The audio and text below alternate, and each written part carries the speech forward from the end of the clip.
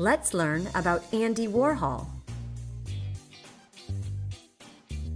In the 1950s, the United States and United Kingdom started a new, fresh, and exciting art movement that was known as pop art.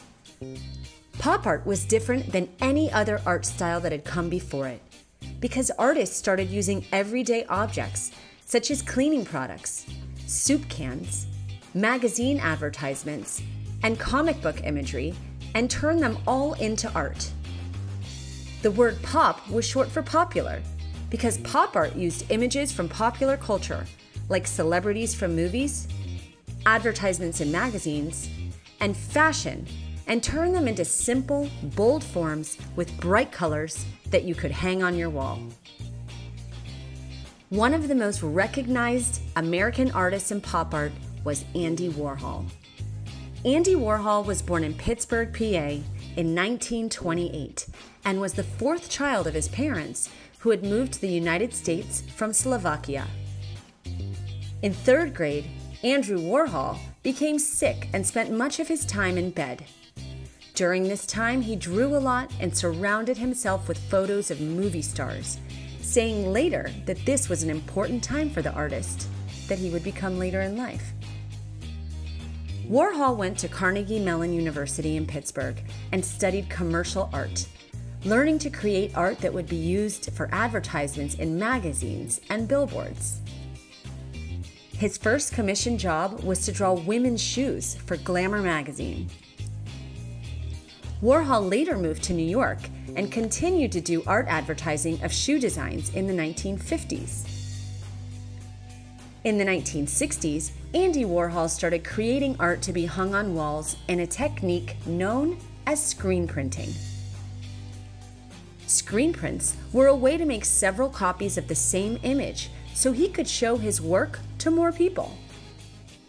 Screen prints are a simple printing method of transferring colors on individual screens onto paper, layering one after the other, and building up an image with various colors. Screen prints are great for very colorful art and making a lot of copies of the same art. Warhol could make lots of screen prints and number them to keep track of how many he did. He found that the fewer he made, the more people wanted them. He liked to do art that had things people recognized in it. In Andy Warhol's pop art, it is common to find images of Hollywood movie stars such as Elvis Presley, Marilyn Monroe, Marlon Brando, and Elizabeth Taylor.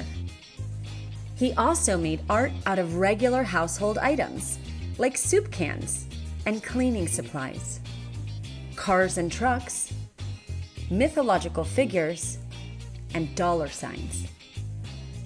Warhol believed anything could be turned into art. And why not? He opened a hip art studio called The Factory in New York, where he was surrounded by people such as musicians, performers, and socialites. At The Factory, they would talk, have parties, create art, and even shoot films. Andy Warhol loved shooting films. Warhol worked day and night creating art, and he started to get gallery exhibitions for his original paintings, which were made using silk screens and painting over the top. When different materials are used to make one work of art, such as paint, pencil, and collage, these artworks are called mixed media. For the most part, Warhol's iconic artworks were made of bright colors and were very happy in nature.